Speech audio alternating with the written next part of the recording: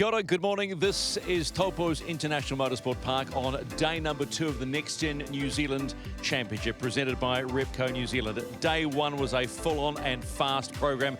Day 2 is going to be no different, and we're not too far away from the start in race 2 of the Bridgestone GR86 Championship, which will be a reverse top 10 grid. And on pole will be the master John Penny. He's won from pole before. The last time he won a race was back in January 24 of the round 2 of the Toyota 86 Championship. But these are brand spanking new cars, so let's go racing. It should be fast, furious, and door-to-door racing with the GR86s. Here's Ronan Murphy, and good morning, Richard Crail.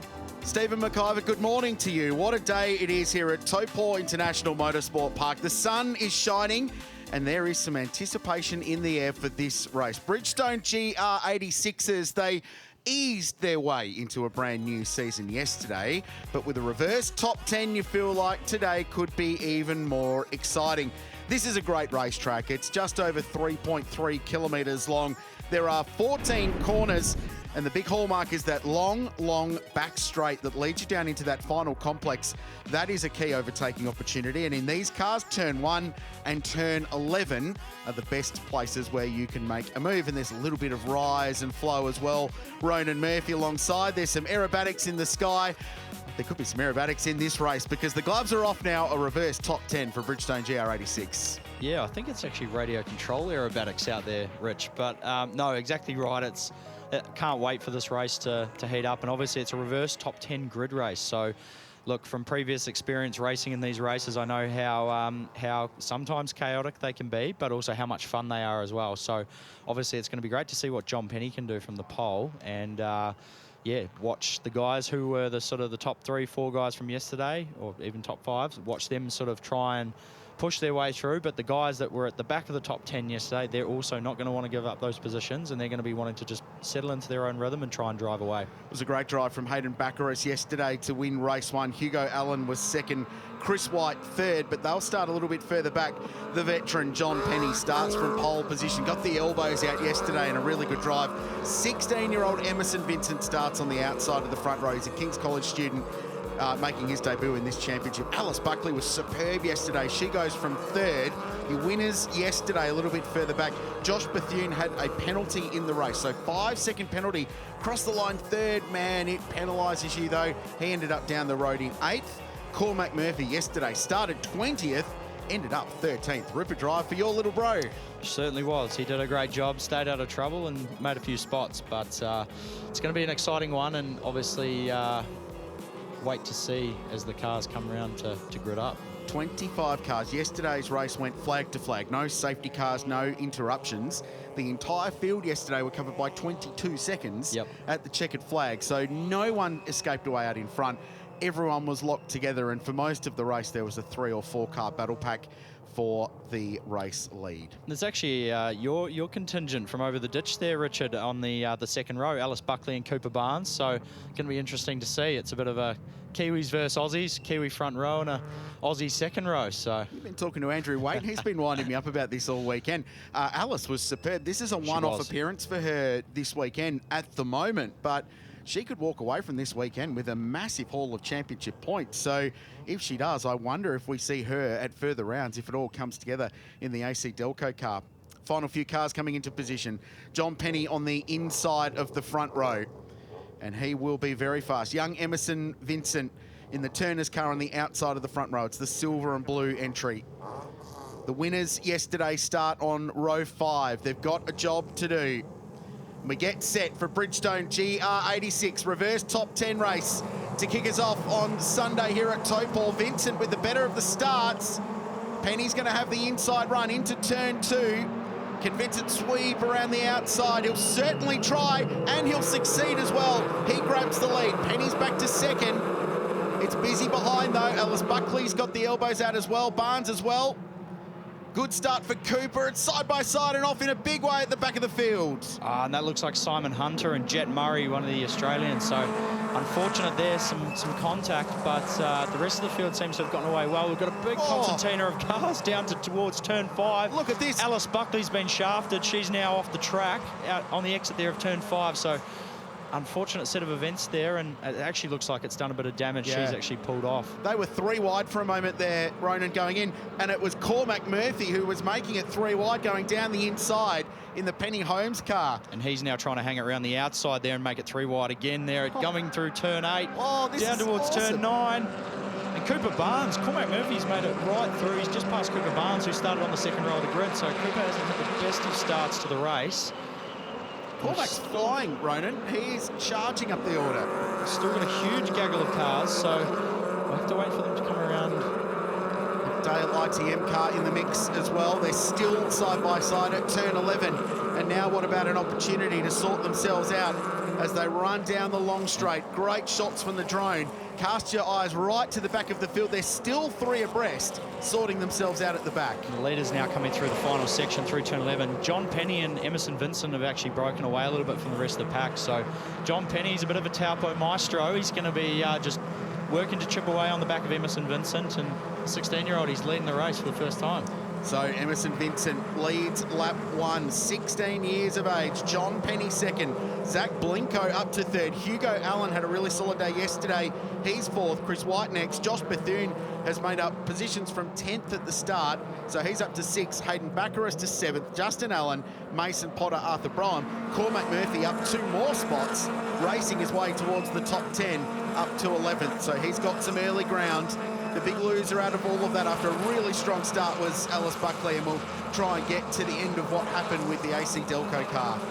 Cooper Barnes as well, mate. He's dropped a lot of positions as well down towards the rear of the field, so potentially an issue there for him. Here's the start. So it was great commitment from the young man on the outside to turn the car in, go around the outside of John Penny, but Penny sort of checked up in the middle of the corner, and that hesitated Buckley behind. Meanwhile, they were all 3 and 4 wide, and the run down into turn 5 in particular was where a lot of it teed off. So that was a little hip and shoulder for Jet Murray in the 37, getting pushed out to the left. Yeah, and then Cormac Murphy's fired it down the inside to make it 3 wide. A little bit of contact there on the exit between a couple of those guys, but unfortunate for Alice Buckley. She's just had some really bad luck there, and now, as we see there, the Race Lab team are getting to work trying to check that car over, try and get her back out there. Hugo Allen was in that as well. They were all 2 and 3 abreast, and I wonder if Hugo, he looked like he was very sideways going into turn 5. Buckley was on the outside there. I wonder if there was a little bit of contact between the two. We'll get to the bottom of that for Alice Buckley. It's a shame after such a starring performance yesterday to race her way well into the top 10. And Hugo Allen really is a notable, and he's one of the guys, you know, he was in this championship 2 or 3 seasons ago. He's utilising that experience. He was a bit of a silent assassin there at the start, and he's made about probably 3 or 4 positions from where he started, got himself into 4th place, and now he's just going to spend the rest of the race just chipping away, trying to work on the back of Zach Blinko and John Penny, as Zach Blinko's actually got a good run on John Penny, and John's managed to move it across. Good defensive line there. Hugo Allen tucked in behind. Chris White next, and Josh Bethune and Hayden Baccaris, our race 1 winner from yesterday. So he's up 3 spots already from 10th position at the start to gain a couple of more spots. So Penny, the cork in the bottle at the moment for 2nd, 3rd, 4th, 5th, 6th and 7th. And then there's a little gap back to Justin Allen and Mason Potter, with Arthur Brown rounding out the top 10 and Cormac Murphy next, but looking pretty racy. So everyone takes a deep breath now in this 10-lap race, just to get themselves settled and into a bit of consistency. And there's a little look from Blinko down the inside here. A lot of late moves this weekend in covering your lineup there at turn 11, and it compromises the exit, and there's some opportunity here for Chris White to get some passes done as well. Yeah, and Chris White Jr. actually did a great job there. He got right up the inside. Hugo Allen tried to go a bit wider to capitalise and get a better line after John Penny and Zach Blinko have gone defensive, and it's actually worked in his favour, and he's managed to... Oh, but Hugo Allen's trying to go around the outside there. That's going to be sketchy. And they've managed to keep it 2 wide the whole way through. That's a great bit of racing between those guys for the 4th position. I don't know if they've ever felt the need to monitor track limits on the entry to turn 12, Ronan, but they might have to after this.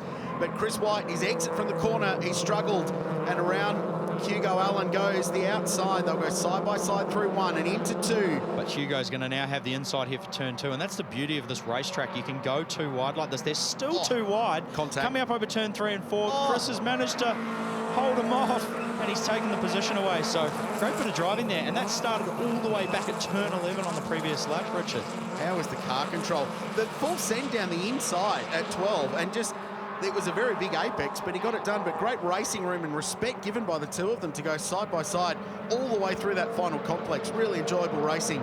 Yeah, and this is New Zealand motor racing at its finest. So good seeing all these bright young talents, and few of our older talents as well, just absolutely putting on a show out there. John Penny throwing it in sideways into A1 corner there. He's doing everything he can to try and keep Zach Blinko behind. He's actually running a little bit defensive down towards turn 11, and so Zach's going to be trying to do whatever he can to try and get John Penny off that defensive line. John's certainly run it narrow around there, but it doesn't seem to affect his exit too much. And again, probably something he's learned over the years. He's done a lot of laps here, very experienced. He's a Taupo local himself, John Penny, so he's now powering down the back straight. And Emerson Vincent really has checked out a bit here. He's got a bit of a lead over these guys. It's around about a second. So he's just doing his laps, counting down the laps towards the end of the race. 4 consecutive Masters titles for John Penny. He is one of the best in the business, but you get the feeling from JP that he's not that interested in the Masters title. He wants to go and knock off some of these teenagers in the field and beat them, and he is doing a superb job. But also, right now, he is Emerson Vincent's best mate because he's keeping this gaggle of cars, and there is now a freight train of 10 cars stuck up behind the Penny Holmes Toyota GR86 in the battle for second through, basically to Cormac now, who's in 11th position. Even Caleb Byers closing up to the back of it. So this is a huge battle pack. He's doing great things for our race leader, who maintains a 1.1 second lead, as Arthur Bryan has a little look up the inside in the ITM car of the Pizza Hut entry of Mason Potter. Shades of Macca Jones in supercars, the Brad Jones racing driver. Great to see the Hut on the side of a GR86 entry this season. Yeah, and actually Harry Townsend in the Bayswater car, the number 73, he's done a great job. He started a bit further down the field, and he's now up to 13th. So maybe took a little bit of inspiration from Cormac Murphy from yesterday, and he's made a bunch of positions as well. Come down towards turn 11. John Penny is running. He started to open it up a little bit off that corner there, and he's now starting to run a bit more of a racing line. Zach Blinko's chasing him hard. Let's get an update from the lane. Andrew Waite. Yeah, an interesting one down here in the lane. As you can see, there's a bit of rim damage here. So this is for Cooper Barnes and also Alice Buckley. So you can see where part of the rim has actually been smashed out here and around this part of the tyre as well. So that's 2 cars with the same sort of rim damage. So big blow for those guys. Thank you, Andrew. Good update. That explains what happened. So contact at turn 5 on the opening lap when everyone gets the hip and shoulder out. Bit of rugby tackling going on down there, and that was the outcome, unfortunately, for that car. So she'll be back in race 2 later on this afternoon for Alice Buckley.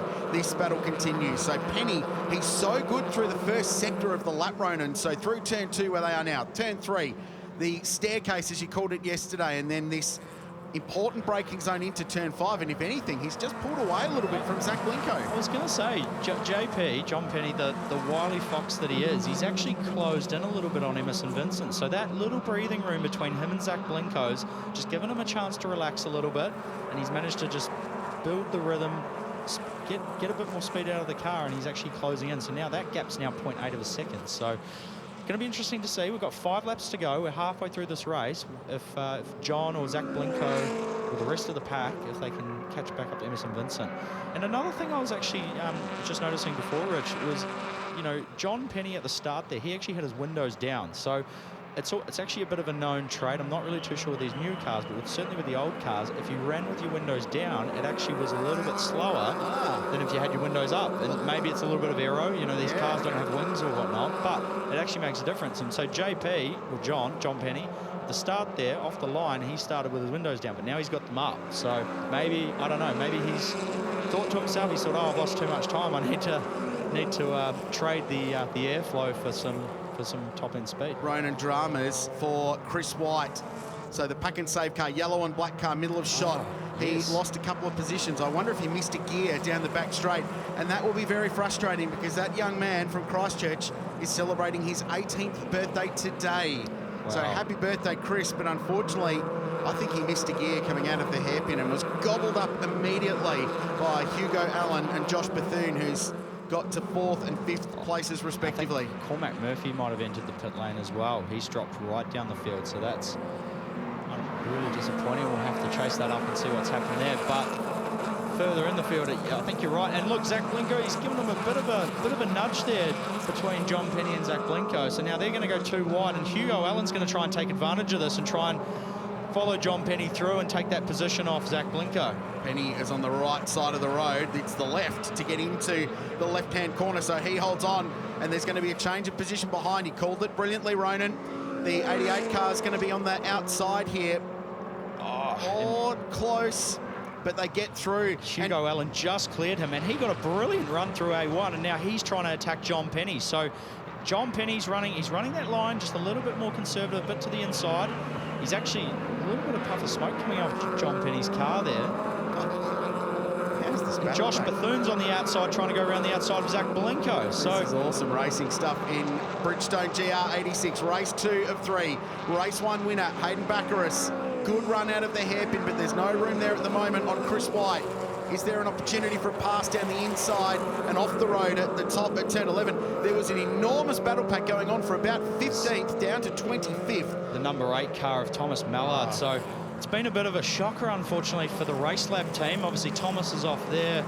Cormac's in the pits. Alice had an issue at the start, and Simon Hunter got involved with Jet Murray. So Baccaris, the race 1 winner. He's down the inside of Chris White. That's a pretty authoritative pass. He's just fired it down the inside. But, again, the beauty of this track, Chris White's managed to stay on the outside there and fire it back up the inside for turn 2. This is the GR86 racing we have been looking forward to seeing all weekend long. Let's go and unpick this. Oh, and he's been unloaded. Yeah, that was I think it was AJ Giddy there in the number 10 car that's unloaded Thomas. So really unfortunate there for Thomas. And this was that massive battle pack we were talking about that runs deep into the field. So there's 2 gaggles of cars. Your race leader, Emerson Vincent, 16 years of age, continues to build his margin. It's out to almost 2 seconds now. John Penny still holding on. Hugo Allen 3rd. And then there's a freight train all the way back down to Arthur Broham. Then there's a bit of a gap. And then you find Christina Orr West and a massive group of cars behind, fighting it out for 14th down to literally 22nd position in this race. So awesome racing in Bridgestone GR86. Their brand new car, brand new tyre this season, ticking all the boxes, learning and understanding what these cars do. And they are driving them very hard in this one. But Emerson Vincent is driving superbly out in front, mistake-free, and taking advantage of the fact that John Penny is the cork in the proverbial bottle at the moment, holding up everyone behind. But you feel like Hugo Allen, Ronan, still has a little bit to give in this one. And Josh Bethune driving through the field. Mason Potter just went through the, he obviously outbraked himself a little bit and ran through the grass there. So Bethune, making up for little dramas yesterday, has driven superbly in this to get himself to 4th place and looking to get himself onto the podium. Yeah, and that car of Josh Bethune seems to be coming on real strong here at the end in these last few laps. The right Kartsbar M2 competition car. Yeah, Mason Potter, he just wasn't going to be able to pull it up, and he's ran it through the grass, so he's safely rejoined the track and he's back in on the action. But Hugo Allen, he's still nibbling away, just trying to get past, trying to find a way past John Penny. John's doing a great job. He can seem to drive that car defensive, but still have the speed to be able to not cork everybody up too much, because there's only a sort of a battle between 2nd, 3rd and 4th, and then a gap back to Zach Blinko there in 5th. Well, he's really good out of the slow corners, but finally there could be a mistake. John Penny a little bit wide out of the left-hander, and finally it's taken 8 laps. Could he drop from 2nd, or will he continue to fight? And Hugo Allen gets through. Nice pass, and now there's going to be an opportunity for Bethune to get past up here at the hairpin. Penny's lost some momentum. There's cars wide. That was Chris White a little bit wide on the exit of 9. Penny drops back to 3rd place. And that was a beautiful pass from Hugo Allen. He set that up really well, clear and concise, no contact. And he put himself in a position where John wasn't going to be able to sort of do much about it. He's on the outside through that fast corner. Hugo's taking the shorter route. So then when they come up to turn 9 there for A1, he's got the perfect line to come through. And you get turn 9 wrong, and it affects you, or turn 8 wrong, I should say, and it affects you all the way up to the hairpin. Just lose that momentum as Baccaris goes down the inside. This is a side-by-side battle now. With Chris White Jr., and they're coming through there. Still too wide, bit of contact, bit of biff and barge, but nothing wrong with that. And Mason Potter's actually looking to go up the inside of him as well. So bit of capitalising going on there, and again, they're going to try and hang it too wide around the outside here. Chris White Jr. is going to have the inside for the next corner there at 2, but he's managed, I think, to... Yeah, Mason Potter's managed to clear him, so good driving there from the Syndicate Motorsport driver as they head off after Hayden Baccaris, the race 1 winner. Napa car just in the back of this, buying himself into the battle as well behind the 88. So Justin Allen in the mix. There's our leader, Emerson Vincent. Last lap of the race.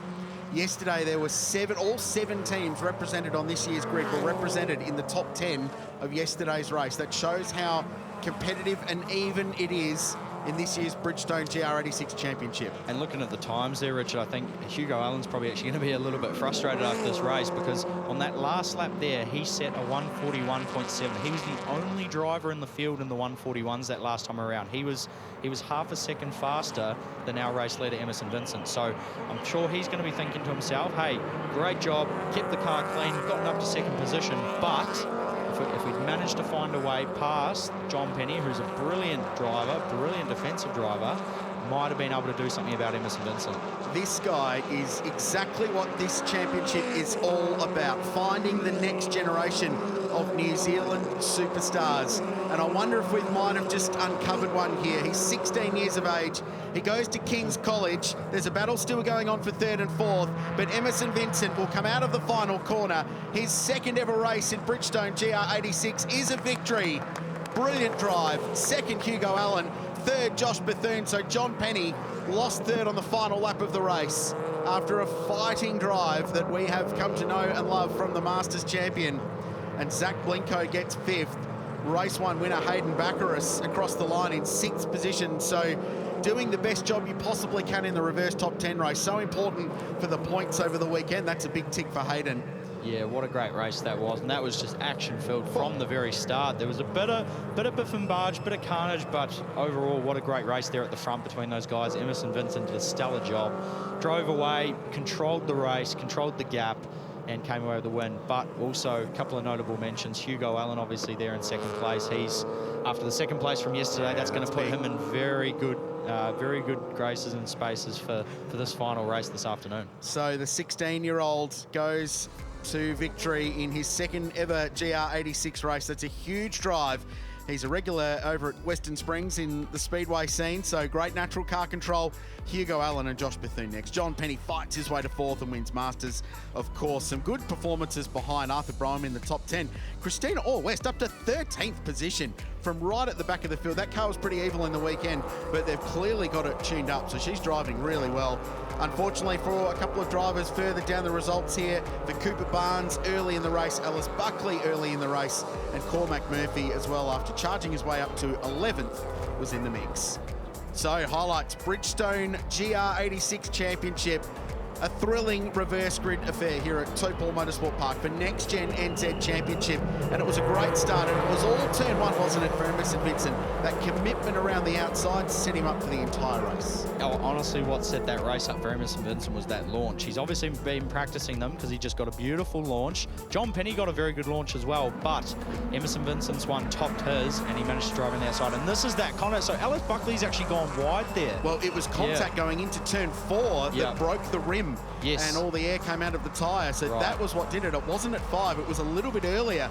And was it Josh Bethune, I think, in the 32 car, potentially? And that's, Thomas Mallard there again. Replay, unfortunately, of him getting unloaded there into the gravel. The kitty litter down at turn 11.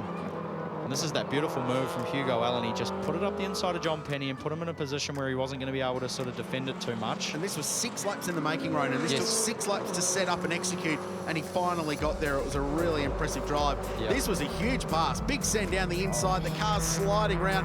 Our race 1 winner, Hayden Baccaris, backed himself, committed, and got the job done. But it was all Emerson Vincent. John Penny held the rest of the field up.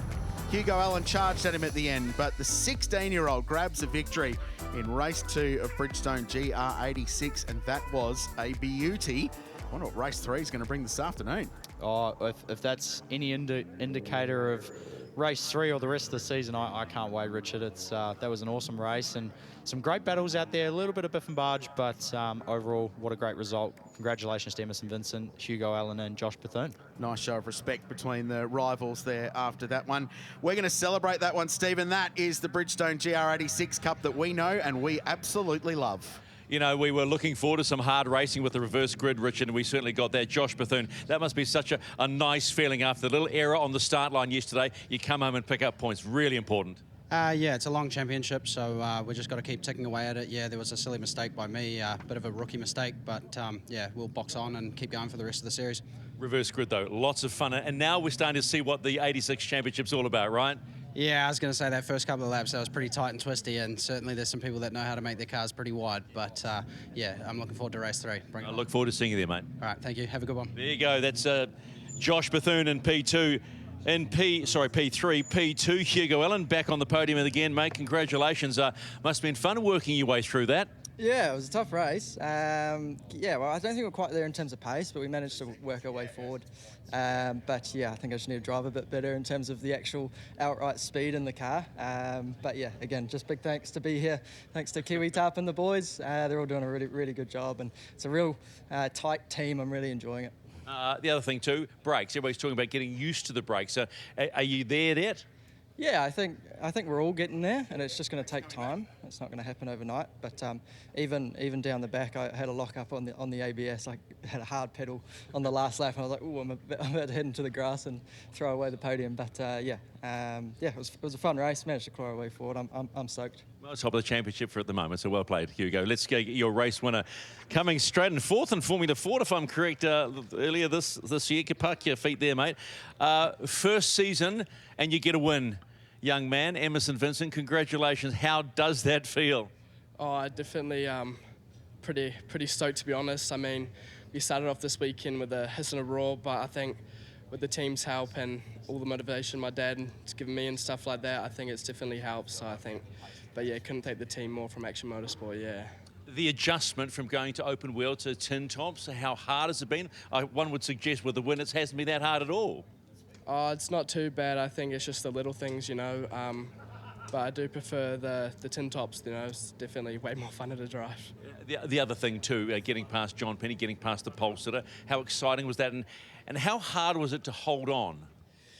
I was definitely had some nerves being in the front, you know, as there was definitely fast guys behind me. So I don't know, I just need to turn my driving down 5% and just really concentrate, you know. Just don't worry about the people behind me. But I think it all worked out, so it's definitely good.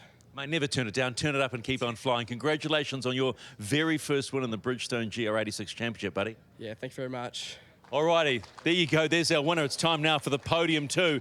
This is the Bridgestone GR86 Championship podium for race 2, rounds number 1 here at the Taupo International Motorsport Park. Trophies today will be presented by Dane Berry, the GT4 Commercial Manager, Toyota GAZOO Racing Europe. So welcome to the country, Dane. And in third place, Josh Bethune. In second position, got one yesterday as well, Hugo Allen. And your winner for the very first time in the Bridgestone GR86 Championship. Give it up for Emerson Vincent.